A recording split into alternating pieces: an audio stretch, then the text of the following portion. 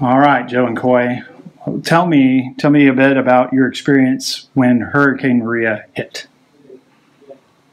Maria, September 18. That was the hardest moment in my life. The water, the wind, it was terrifying. I had to run for shelter in our middle room. Windows were just bust, doors wide open, and a lot of rain, water just coming in. And the noise was very awful. I swear to say it was a baby crying, the sound,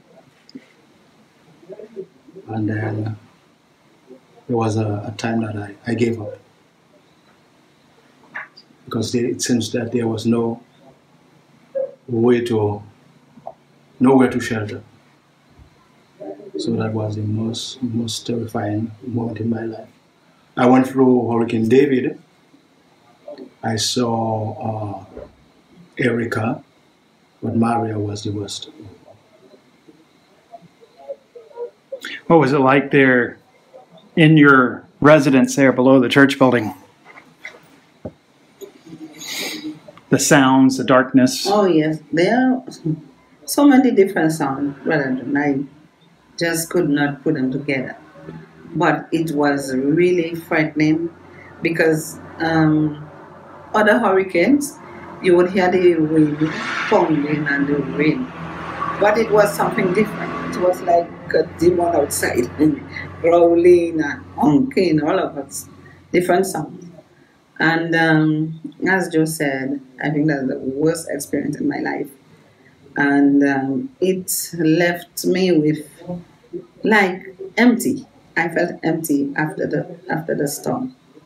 And I can recall when the first part of it was pounding, then was the time where they were gone. And I started feeling like my head was expanding, and we called each other and we went in the middle room and we prayed.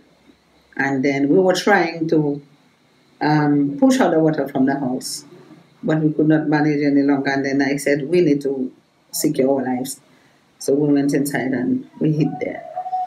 And then afterwards, after the storm passed, next morning, it was like feeling like we were in another country, like in a desert land. Every roof around us, our neighbors, their house, was gone. And but the good thing about it, we had the support of each other, neighbors coming together and thing, and we were feeling down. But my sister, my oldest sister, was with me, and I thank God for her because she was a source of encouragement. She said, "Remember, we had the warning, and we need not to worry, and we need to pull up our socks and get to work, you know." And from that time, we have been doing that up till now. And we've talked about how important family's been. Mm-hmm. Tell me a bit about, even though I know, I want for people to hear about your experience going up to check on Elijah and his family. Oh, that was the experience, the real experience.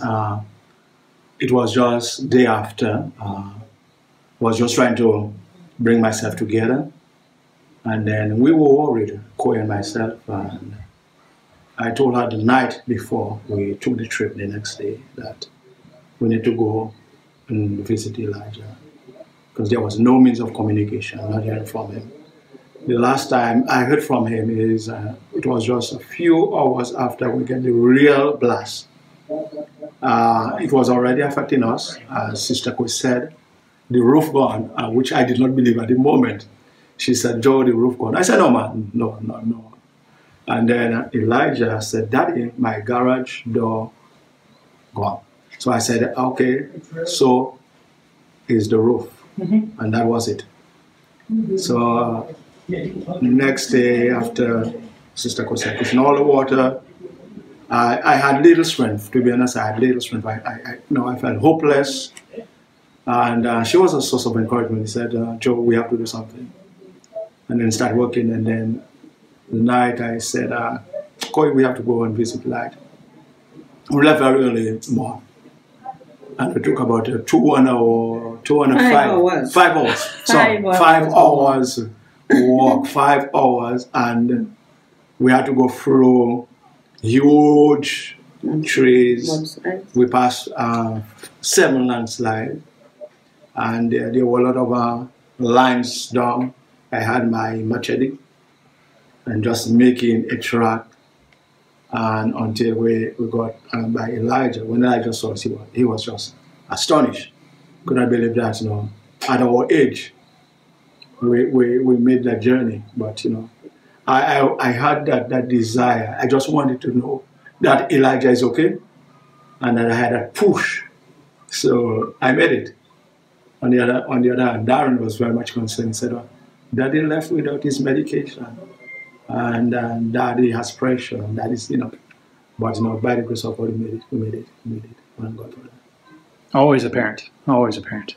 Mm-hmm. What's the best part of the church that you've seen after this storm? The resilience. It was unbelievable just after the storm that some members called and said, Brother Joe, what are we doing? I said, we are going to have worship. I said, where? And Sister Coye, we spoke about it. I said, we are going to have service in the driveway. And then I told the members, and I remember Brother Nicholas walk all his way from Roger to our place, because at the time you could not call. And we made a few calls, those that were close by. And then we worship. The first Sunday after Maria. Then the news spread out. And some people said, you all met him? He said, yes. And then ever since that, the worship service is growing every time we attend. It's not easy. No. As you have seen, it's not easy. The journey, the means of transportation, it's tough. But what encouraged me is the resilience of the church members.